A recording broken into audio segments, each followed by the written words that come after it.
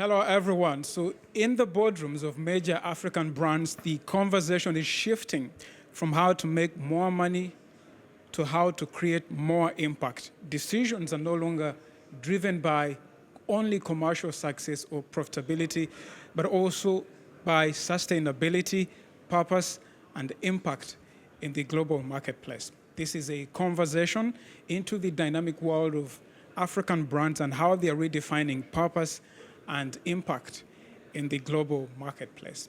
I have before us some of the best brains in marketing in Africa. I have seen Mbhele, the Group Chief Marketing and Corporate Affairs Officer, Absa Group Limited.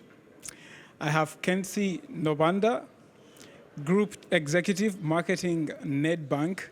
And on this side, I have Ivan Moroke, the CEO, Kantar, South Africa. And I also have Andisa and Ntsubane, the CMO, Vodacom Group. And I want to start with you, Andisa, to get us underway. You have been a champion and advocate for the Africa agenda at this platform. Why is Africa so important in the context of global creativity? And what are some of the achievements so far? Yeah, thanks, Ronald. I think for me, you can't have the World Cup of creativity, which is what this is, and Africa is not a part of it. If you look at the creativity that's happening in the African continent, if you look at some of the innovations happening on the African continent, we've got to be a big part of the contribution to that story. And it's wonderful to see that every year there's more and more representation from the continent of Africa in terms of attendees. I still think we've got a way to go in terms of submissions of work across the various categories. But I think it is encouraging that we are certainly a feature in terms of our contribution. And I think that the African continent has a lot to offer the world. And I think that for far too long, we look to the world, and I think the world can look to the continent of Africa as well. And I think there have been some great strides in terms of seeing Africans being presidents. So I was the president this year of B2B in terms of the category. But also some of the entrants from last year. We saw a number of entrants win awards last year, which I think is really, really exciting. But I think that it cannot be that we're not a core part of helping to shape the future of creativity around the world. Ideas can come from anywhere in the world. And I think that there's lots of things that are happening in the African continent that aren't happening anywhere else in the world. And I think that the world can learn from us. Absolutely. Ivan, what are the key themes or trends to inform brand purpose strategies in such a diverse continent? We're 50 plus countries. Yeah. It's funny, always there's this adage about Africa is not a country. And as much as it is true, but there is a lot of things that connects us far much more than that divide us. So there are some things which cuts across. They might manifest a bit differently. Personally, I think there are three things that can make every African country a world beater. If you combine youth in the youngest continent, you mix that with technology, and we know how technology, quantum leaps, progress, and then the spirit of innovation, plus the hustle mentality. Now, if you combine all of that, you cannot go wrong because it propels the continent forward. So it might be one that you put yourself behind, but even the combination of all of them are potent. And I think that's what makes this continent so unique. And I think to Andisa's point, it's even less about us catching up or asking for permission. We should be driving and leading it because we've got all the components. So I think those four things are quite powerful in terms of shaping where creativity, innovation, progress should be coming from.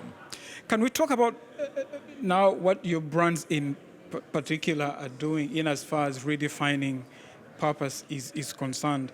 Kensi, Nedbank has been perceived as a purposeful brand over many years. Perhaps being a green brand helps. What do you believe have been some of the building blocks for success, and what is Nedbank's purposeful role in society? Yeah, so I guess, firstly, our purpose is to use our financial expertise to do good. So what does that mean is we really want to make a positive impact on society. And in fact, I was having a conversation with my team last week to say, at its core, we're a bank that cares, right? Which is weird because most banks don't care, but we're a bank that cares. What's driven it, I think for us, firstly, culture. I think if you don't build that purpose into the core of your culture, then it's just something that's written on a piece of paper that you don't actually live. I think the second thing is, so the brand was repositioned in 2017 to see money differently. So in product development, we've always had to think about, are we actually living our purpose through the CVPs that we are developing? And sometimes, by the way, the answer is no, and that's okay, because you actually are making a conscious decision to say, maybe on this one, the answer is no, and that's fine and stuff. I think the next thing is we have a program called Affinities, where basically on behalf of our clients, we give money to 4 trusts. So one is the Green Trust, which really deals with sustainability from an environment perspective, arts and culture. Then one is sports, and one is the Nelson Mandela Children's Fund Trust. That's always helped us. It's the root of the brand. I always say, like, brands have roots. And that root of the brand has been something that's been core to Nedbank. I guess the shift we're seeing now as a brand is when I always talk about, so we've got targets around energy, for example, in terms of funding, moving from fossil fuels and stuff. But I always talk about, like, does Tsepo, who lives in Soweto, care about, like, what Nedbank's, agenda from a fossil fuel perspective is going to look like? So our next phase as a bank is really to make sure that our purpose and a sustainability agenda is actually not just from a corporate and business perspective, but can impact Tsepo sitting in Soweto, for him to understand that I can actually put food on my table based on the work that Nedbank is doing that can change my life. And I'll give you an example. So one of the things people think is they think purpose is CSI, and it's not. So I looked at the CSI strategy for the bank about 4 years ago, and we changed it to saying, we actually want to create jobs, entrepreneurship, as well as skills development in the green economy, because we do believe that Africa can be leading edge in the green agenda and stuff. So we start from grant funding. We then move to concessionary funding, which is 0% loans. And then those businesses end up becoming proper businesses that actually end up banking with us.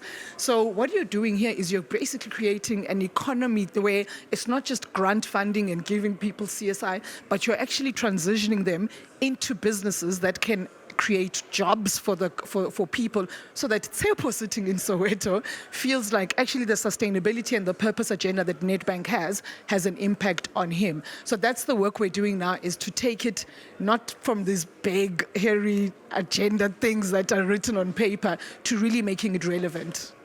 Interesting, because the talk about moving away from coal to greener energies is really big in South Africa. And it happens mostly at the higher levels. It's interesting that you're bringing it down for people to feel it, to touch it, and to own it. Sydney, Absa has recently launched a new brand position with the payoff line, "Your story matters." Can you share a little about how you landed on this positioning and the implications of this positioning, and how you believe you can drive competitiveness and resonance for the brand across purpose and propositions on the continent? I like how you were deliberate when you said your story matters. I think you like it. I do. Ronald, thank you first for having us here. I think what is important to underline is the incredible role that banks play to help economies to function. And I'm sure Kensi will agree with me on that. We spent some time to try and understand exactly how we can do that in the most meaningful way possible. And our clients told us that their perception of banks is one that is very divorced from what we think as organizations.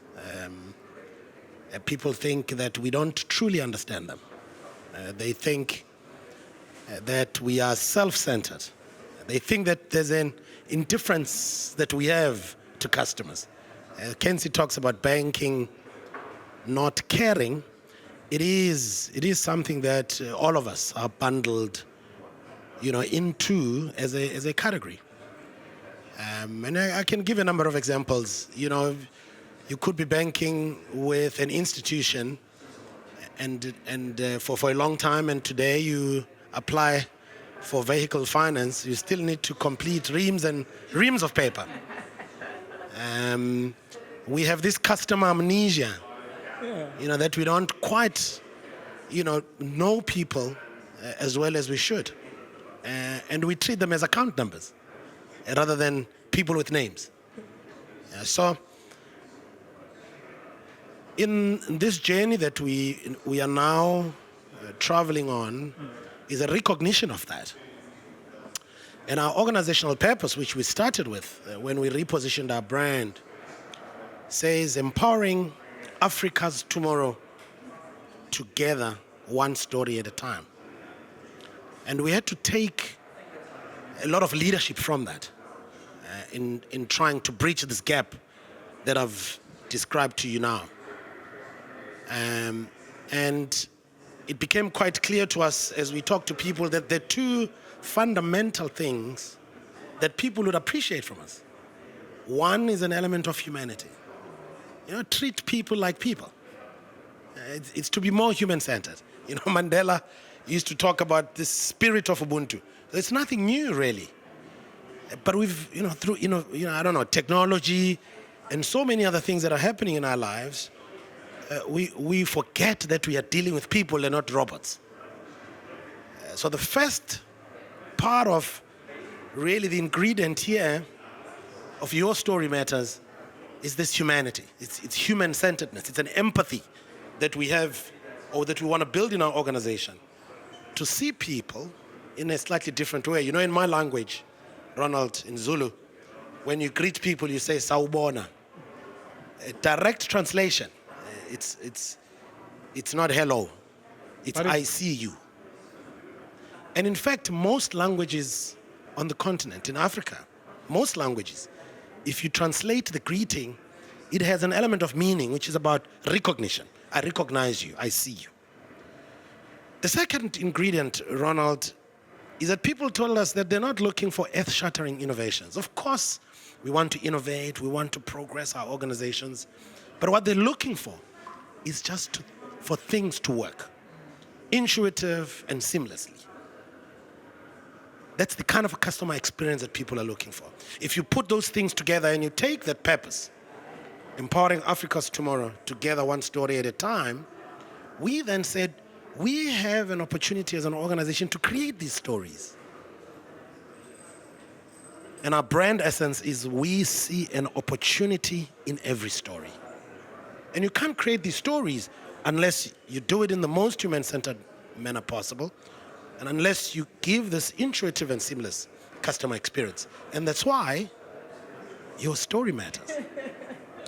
In Uganda, you're best known for something called Africanacity. It's a very interesting... Ronald, you know what's interesting from what Sydney has said, and I obviously didn't have the background of, we're competitors, right? So didn't really have the background of how they got here. But what I've realized through whenever we do engagements, so it's not just a consumer thing, whenever we do engagements with our investors and shareholders, they're asking us two questions. Digital, so how seamless is it to engage with your bank? What are you doing as an organization to make sure that you're being, you're really intuitive and all of that? ESG. Those are the two questions we're being asked by investors. And ESG for us as a bank, we think about as our purpose, and we measure our purpose using the Sustainable Development Goals. So it's fascinating how coming from two different lenses as two banks, actually the lens is the same. It's just how we then articulate it in the market is really around then your brand purpose and your brand essence. So I love that.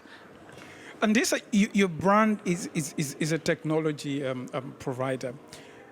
Most times, technology starts here, in Western countries, before coming down to countries in Africa. How are you making it more African, localized? How are you getting closer to Africans with the solutions that your brand proposes? Very briefly. Yeah, look, I think a couple of things. The first one is, the most successful companies in the world solve problems, and they're able to commercialize that. And if you think about the continent of Africa, we have the most problems, and therefore we represent the single largest opportunity for organizations to solve problems whilst being able to commercialize those.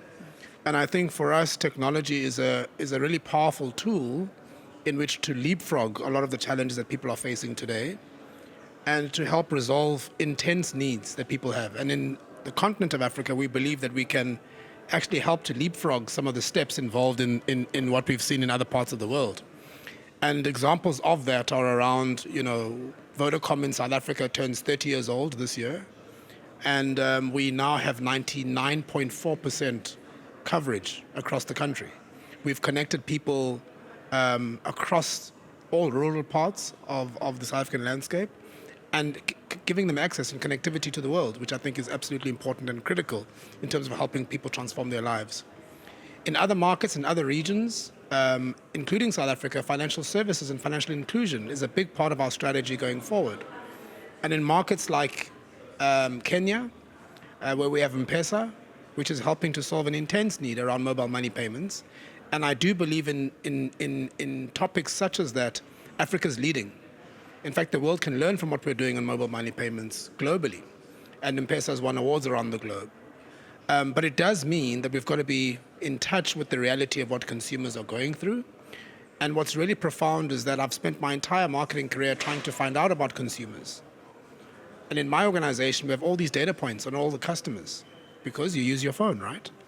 And so how do we use the power of that data and that technology to help advance you in your life and help you to get to where you want to be? And that's really about connecting people for a better future.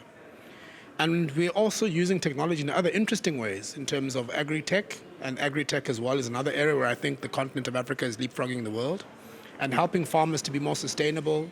We're using technology to help in the fight against gender-based violence in some of our markets. And so all of this is really about enabling people to advance their lives and help to create a better continent and a better world. You're purposeful. The Kantar Brand Z model also references purpose as one of the key strategic enablers of building brand value and perception, Ivan. Can you share more about this in the context of brands that are at the leading edge in Africa? One thing, Roland, about sustainability and purpose is, and I think it was the reference, if you take it as a CSR, that's the problem. Remember, I kept on saying about how young this continent is. There is empirical evidence about millennials, Gen Zs, that their decision-making in choosing a brand, of course, you've got to do the basics right? But what will give you the competitive edge is purpose, going beyond. There is not one or the other. You've got to do the basic. There's the fundamental relationship. But there is a demand from young people because on this continent, there's actually far much more trust in brands and businesses than in government. As Parliament said, with power comes responsibility. So if people are trusting you so much, can you imagine how much you can do in terms of taking them forward? And it's only sustainable when it's not just a handout, when it's mutually beneficial. Many of the purpose things, either they're just a marketing slogan, or when the times get hard, they get shelved. And that's why I've always loved the concept of shared value far much more than the concept of how it's been said about purpose, which is nothing wrong with that, or sustainability. Because shared value, what it does, it makes it to be codependent. If it's part of your business, what you are doing. So what it means is, as a brand, when you're going to be choosing to do something like sustainability, it makes far much more sense that it makes sense from a business perspective so that you don't have to report on two different things. It contributes to a choice of your brand. That's amazing. And it's all about growth. I think when you grow and your customers grow, shared value, everybody wins. It's far much more sustainable than doing it because out of just ethics or morality. I always say it's okay, rather do it for money if you don't want to do it for love in terms of higher purposes, right? And the other thing that I think to reference to what Andisa was saying about inclusion. We've just done and we'll be launching in July. It's called an inclusion brand index, which a study was done across the continent about which brands are perceived by consumers as being inclusive. That's an important one, right?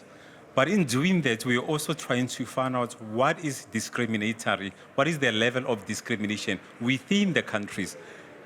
We over-index more than any other country on the continents of experiencing discrimination. So inclusion is quite an important thing. That, can you imagine just logically, if as a brand you can make people that they're included, it will hit your bottom line. So everybody wins. So sometimes I think unwittingly, we talk so much about the morality and ethics of sustainability. And in doing that, hard-nosed business people think, okay, it's a nice to have. I think it's a bit more than we should be talking about the ROI of sustainability. Because let's be fair, I think, and I don't care if somebody does it because of money. As long as you do something that uplifts community, it would be great if you are doing it because of also the ethics and morality. But at the end of the day, it's like, let everybody win. That's far much more sustainable in terms of purpose, sustainability. And that's why I love shared value, because it's integrated as part of your business. Shared value. And how do we tell, Sydney, if brands that, simply sloganeering or they mean what they're saying? I'm not putting you on the spot on this, but for too long, Sydney, Africa has looked to the world for best practice. In the context of the globe, what do you think the world can learn from Africa from a brand and creativity point of view? Reversing the roles. Yeah, I think I referenced it a little earlier. That spirit of Ubuntu.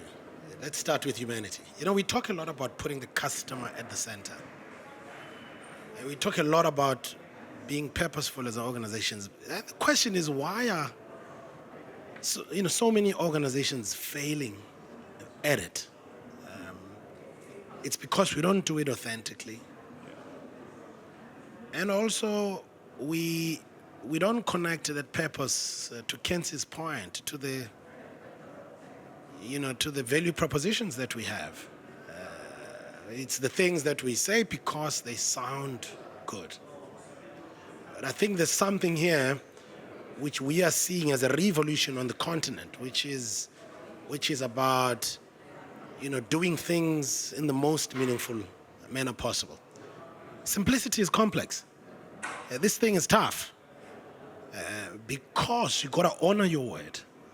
You gotta now take what you've said, what you've promised, and you gotta deliver it and be at it. This is a consistency game over time. Look at some of the world's biggest brands, Nike. Just how purposeful they are, but how long they've been at it. Since 1998, I think. The Just Do It campaign, and how it's evolved over the years in demonstrating, the power that it has to really inspire people to achieve things that they thought are not possible. So I think there's something there that the world can learn. Absolutely. Kensi, Nedbank has played a great role on the corporate and investment banking side of the business, with the brand taking leadership positions around energy investments. And you talked about this earlier. Could you please tell us more about this and how this is creating added value and preference for your brand?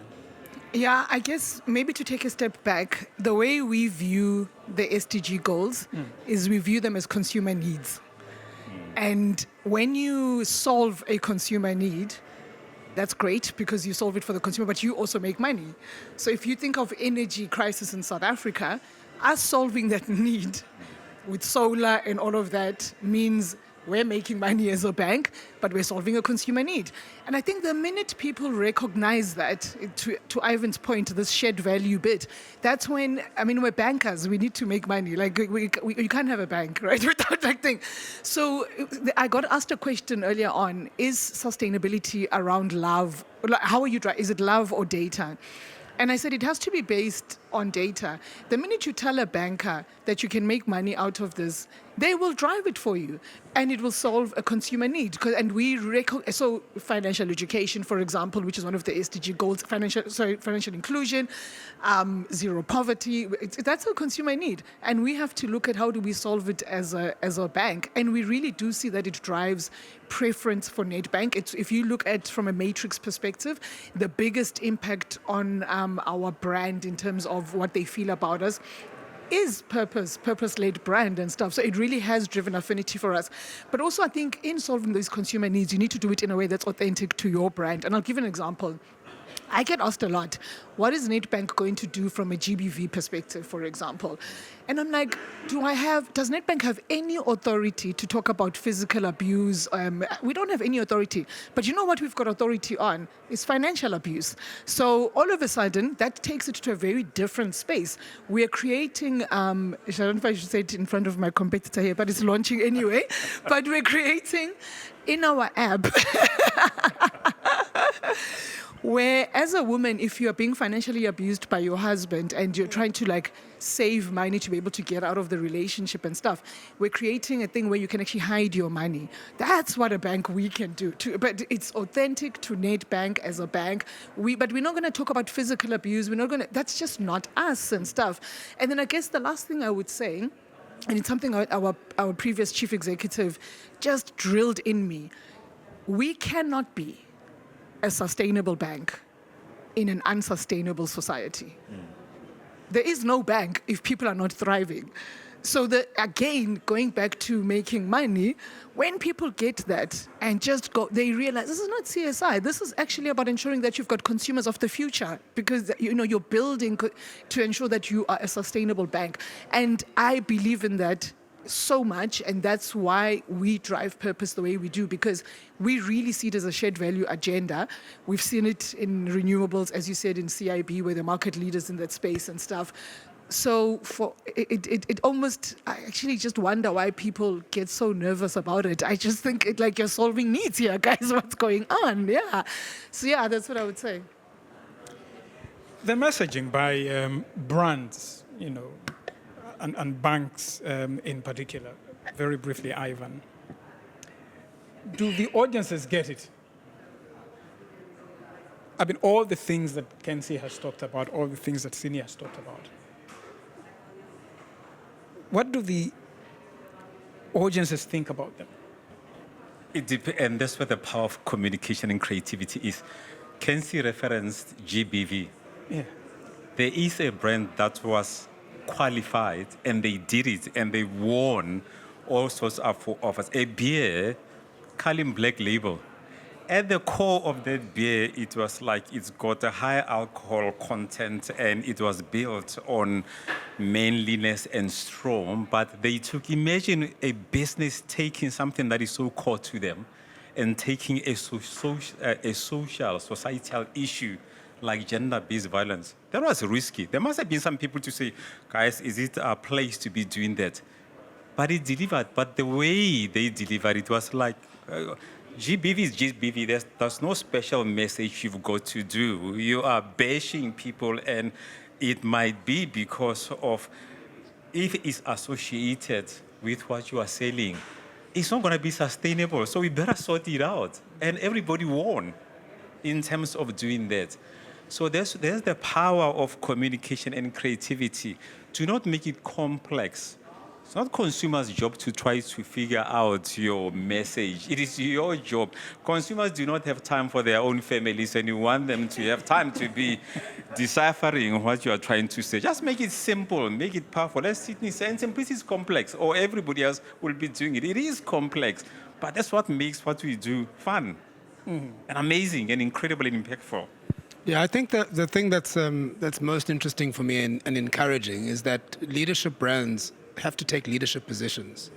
And so in this space where we're facing huge challenges, people are looking for brands who have a point of view on issues that matter to them as an organization, but also things that matter in the real world to customers. And I'm saying what's encouraging is to see here, but also across the continent with other brands, that brands are taking those leadership positions and taking a point of view whether people like it or not. And that's important. I just want to, I mean, if listening to the conversation, it is very clear that, firstly, there's an aspect of being true to who you are. It would now sound odd for me to go back to Absa and try and create a secret wallet on our app, because it is authentically a Nedbank sort of idea. Likewise, the GBV idea was such a powerful thing.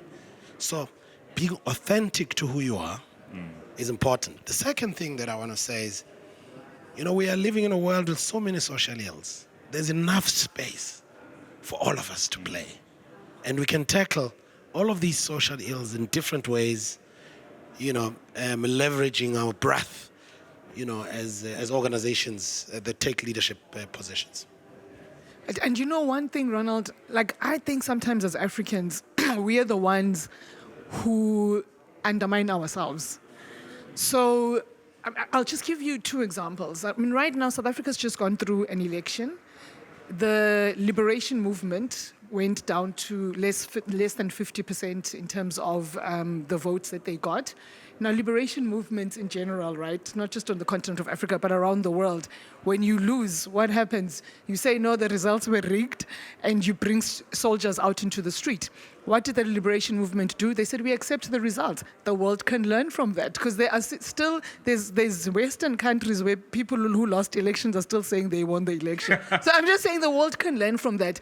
And my own personal experience, I remember when I went to do AMP at Harvard, and so I'll talk about the South Africans. There were 7 of us. So there was 177 people on the program. Of the 177 people, only 38 were women. The South African contingent, there were 7, and 5 of them were women. So again, the world can learn from us. And then when it came to voting the class speaker, which I ended up getting, but what I can tell you is, I think any of the 7 of us could have got it. Do you know why? Because we've got a much more macro view and macro world understanding of the things around us. I think what marketers around the world can learn from Africans is that we think deeply about social ills. We think deeply about how our brands can play a role in society.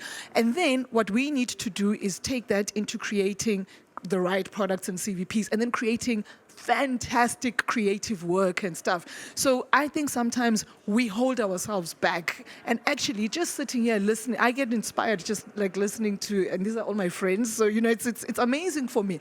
But we have an opportunity to actually be the ones who are leading. We hold ourselves back at times. About leading, Andisa, what are some of the biggest challenges that the continent faces, and how can African brands step up to the challenge to address them? I think that the SDGs were written for Africa sometimes. I mean, all those things that are on there are important. But I think one of the big things is, poverty still remains a big issue. Gender inequality, racism, still a major issue in some of the markets. Climate change, the impact of climate change on the African continent. These are major, major issues. And we're seeing the impact of some of these things like climate change everywhere on the continent. And so I certainly think, to Sydney's point, that we've got a lot of issues and lots of brands can play a role to help address some of them. And in some of these, there's even opportunities for collaboration between competitors to address some of these issues. We can't solve these issues alone, and we've got to look at how we partner to address some of the largest issues. And we've seen some of that come through in times like COVID, where competitors got together to help address and solve some of those challenges there, as well as some of the health crises that we face. So I think that we are in quite a unique position, as I said earlier, to really leverage our capabilities, our scale across various industries, and the power of our brands to really create impact and solve these issues, whilst also making sure that we drive commercial results going forward. So that's the unique opportunity of the continent.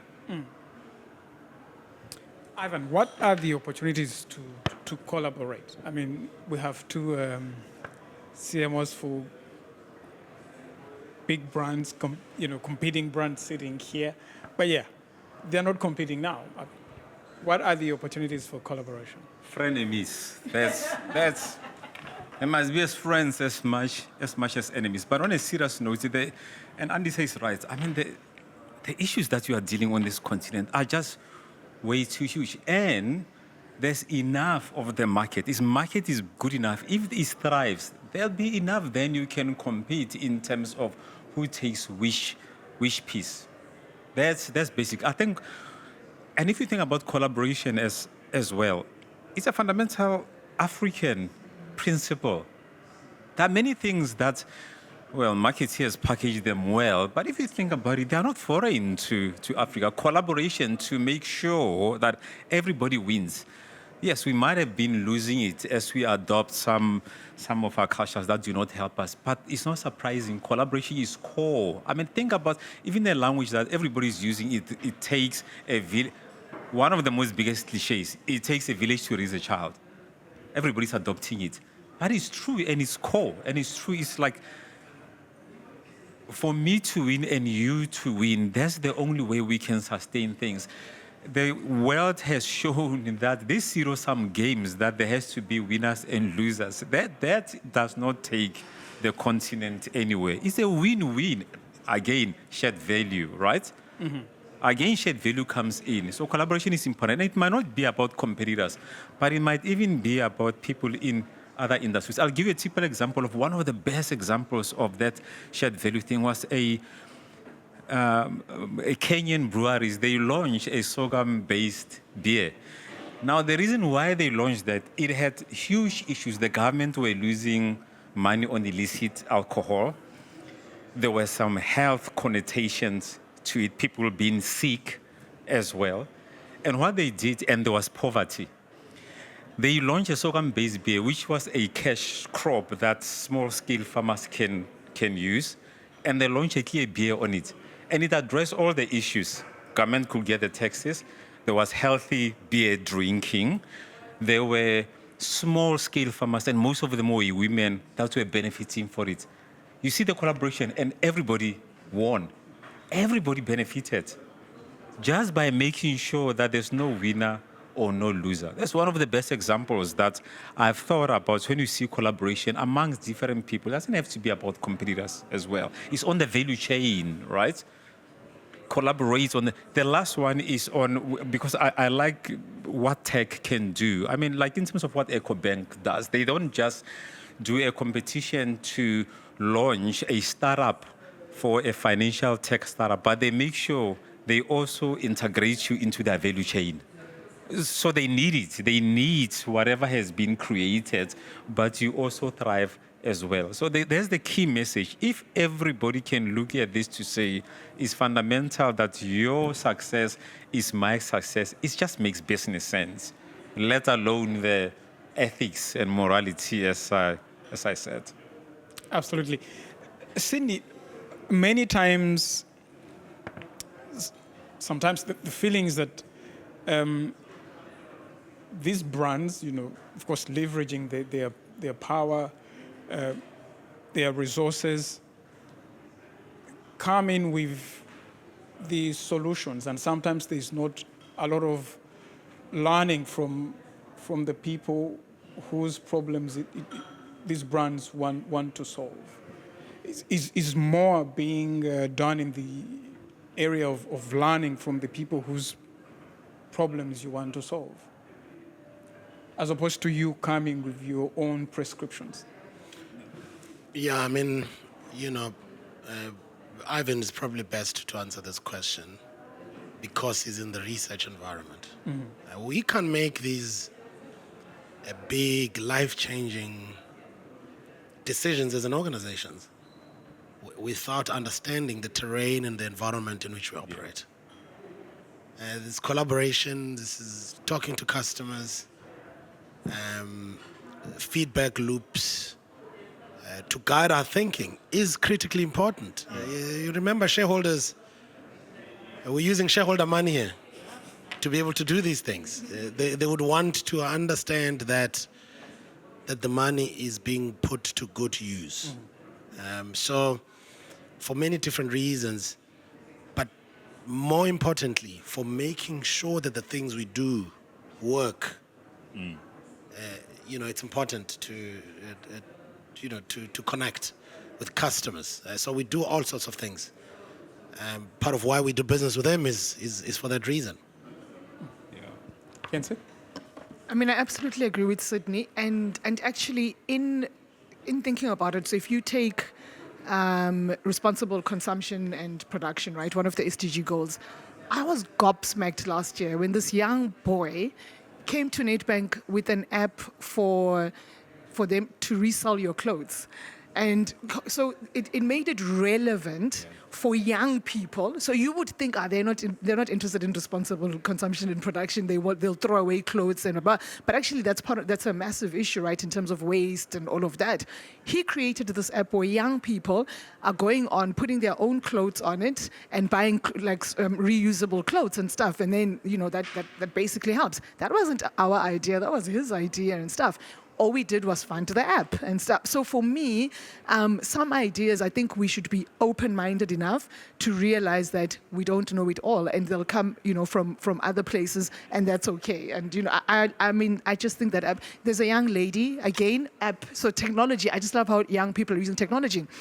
She basically said, I think legal advice for basic South Africa is too expensive. So I want to democratize legal advice. She again created an app to democratize legal advice, which we funded. Again, that idea came from her and stuff, and she's doing incredibly well. So I'm really open to ideas, where they come from, and in fact, if we have to collaborate with other people to make those ideas happen, very happy with that. And what's exciting, if I can just take, last night we launched a B2B film in partnership with LinkedIn. And the story is that in 1956, the first Cannes Lion Grand Prix ever to be awarded in Cannes was a B2B award. But it was also the story of Africa, because in the brand was Barclays Bank, who wanted to penetrate farmers in West Africa. And long and short of it is they used a Nigerian who created the song that created the magic ingredient to get consumers and farmers to start banking with the brand. And that was a B2B brand, firstly. But secondly, it needed the local nuance and the local insight to be relevant in the market. And so the point that Sydney makes is we can't do this without local inputs, local nuances, because Africa is not a country in the first instance.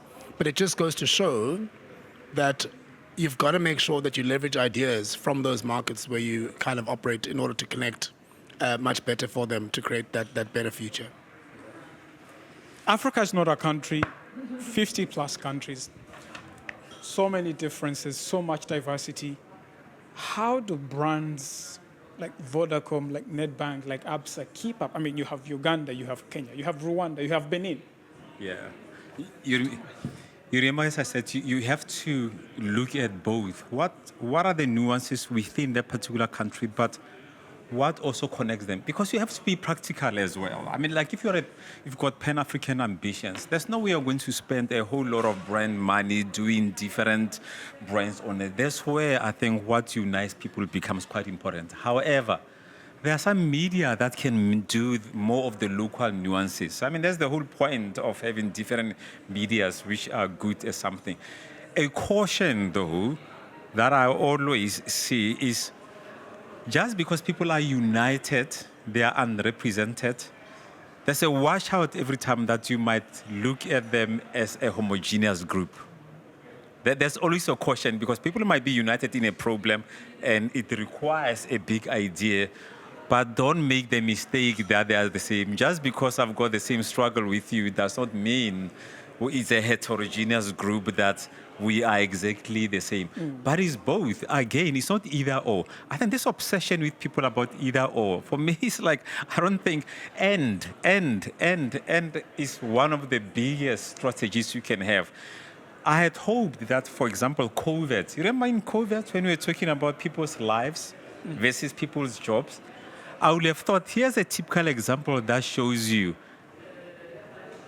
it has to be both. I think as a leader, choosing between wrong and right is easy. Choosing between two rights.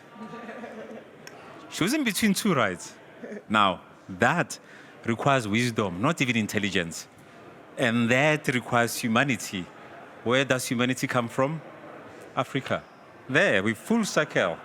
All the answers should be coming from Africa. And to Kensi's points, we underplayed. We've got so much that we can be teaching the world, giving it to it, but we allow ourselves to be underplayed. And it's not even about the mineral resources, it's the human capital. That's the biggest thing that we have on that continent, the human capital, with young people. Remember, we started off by saying tech, innovation, hustling, and youth. All the conversation we've been having, they've been going around exactly that. And there's no other continent that has got that in abundance. The youth, just if we can just liberate ourselves to allow them to come to our boardrooms to tell us what would they do if they were in our positions. They might not be perfect, but if they can allow them to inspire us, it's amazing what can come out of the continent. There's a lot of talk, Andisa, about values coming from this part of the world, from Western countries. They always talk about values, okay? And sometimes they say universal values. But I think everyone has values. And we probably just never talk about our own values as Africans enough, but we do have them. And they are really good as Ivan talks about them. What do you think is preventing us from getting those values across to the rest of the world? Why aren't they repeated as much as Western values are repeated? Is it a messaging problem? What is the issue, you think? Yes, tell us. I think it starts with being true to who you are in the first instance. And Sydney talked a little bit about authenticity in the beginning. And I think when brands have understood their purposeful role in society and how they want to deliver that and how they want to build that over time, I mean, it helps to build the credibility. But what happens with these things sometimes is that the constant change that happens in the world and the constant revolving door of chief marketing officers. They say that the average tenure of a chief marketing officer globally is 36 months. And sometimes it creates so many different changes in an organization that doesn't create the memory structure for consumers to really be clear on what this brand stands for. And I think that for me, it's a combination of being authentic and true and driving that consistency over time. But the other piece is also about just making sure that we also tap into the unique values of Africa. And Sydney spoke about Ubuntu as a concept. And not just copying things that we see from around the world, but developing frameworks, behaviors, and how we communicate and link that so that there's congruence between what we say and what we do from a brand perspective is consistent across the continent. And I think that for me would be my view on how we start to create that consistency and that authenticity for the brands on the continent. But then responding to the issues that we're facing, I think, is critical. Very briefly, Kensi, is there evidence that the rest of the world is paying attention to what African brands are doing? I absolutely think so. So where do we see it, right? So recently, we had JP Morgan come to our branches to actually understand what our digital journey is. Why do they do that? Because they want to invest in Africa. So they are noticing. And we just need to be able to package that story and tell the story, well, and be sure to say to the market, whether it's consumers or investors or whatever, that this is the journey that we want to be on. This is how we're going to be on that journey with credible products, credible actions that people actually see. So I certainly think that they are taking notice. But I think what's challenging for Africa, if we're honest, to enter an award into Cannes Lions is incredibly expensive. Now we run big brands, we've got big budgets. We have to really think quite deeply, because it's in euros. You know what I mean? We have to think quite deeply about will this thing win? So potentially, I think actually more Africans would win awards at Cannes if Cannes actually would rethink the model of how do they bring in the developing world into making sure that they enter awards and stuff. For agencies or brands that are based in Europe or the US, it's much cheaper. They can enter 10 things and maybe like even lose it. Budget-wise, it doesn't impact. How can I tell my CFO that I'm spending this much money to enter Cannes Lions? Like, it makes zero sense. Like, Cindy, very briefly, is anyone paying attention to things that African brands are doing? Your microphone, please. I think the world is starting to pay attention. Yeah. I think, the quality of work that's coming out of the continent. And I haven't talked about the Culling Black Label example, which has taken the world by storm over the last few years. So I think the world is starting to pay attention. I think it's also up to us to gain a little bit of confidence, to talk about all our best kept secrets on the continent in a way that's more powerful, that exposes the continent. A lot of people do not know much about the continent. So in as much as we expect the world to pay attention, it is equally our responsibility to do a little bit more to educate. Absolutely. And with sorry, Ron, I have to say, I judged creative business transformation. 15 seconds. I judged creative business transformation last year. There was not one African entry. How do we think people are going to pay attention to our creativity when we're not putting it out there?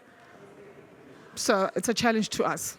And it's not a creative problem, it's an industry problem because there are other forms of creativity which are taking the world by storm. Yeah.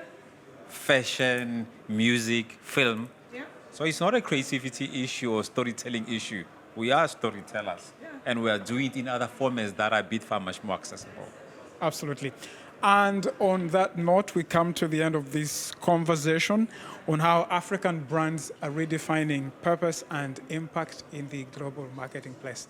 Gentlemen and lady, thank you very much for making time for this conversation. My name is Ronald Kato. Bye-bye.